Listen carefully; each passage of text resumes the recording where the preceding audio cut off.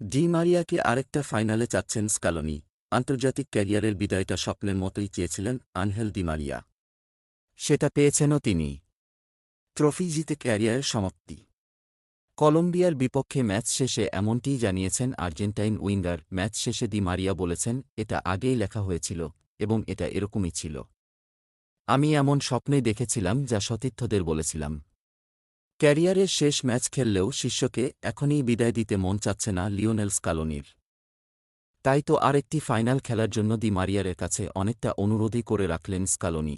আর সেই ফাইনালটি হচ্ছে ফাইনালিসিমা।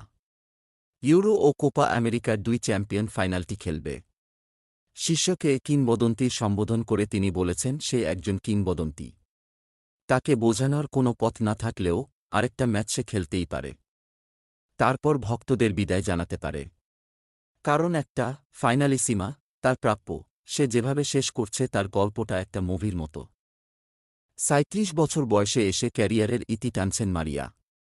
তবে আজ কলম্বিয়ার বিপক্ষে তাকে দেখে স্কালোনির মনে হয়েছে ২৫ বছর বয়সের খেলোয়াড়ের মতো দাঁড়াচ্ছেন তিনি। আর্জেন্টাইন কোচ বলেছেন, দি মারিয়ার অনেক দর্শনীয় ম্যাচ রয়েছে, তবে আজকের মনে হয় তার ক্যারিয়ারের অন্যতম সেরা। ভালো খেলার পাশাপাশি একটা সময় যখন প্রতিপক্ষকে চাপ দেওয়ার প্রয়োজন ছিল, তখন তার পাগুলো কাজ করছিল না। তবুও সে দাঁড়াচ্ছিল। তখন মনে হচ্ছিল সে ২৫ বছরের খেলোয়াড়।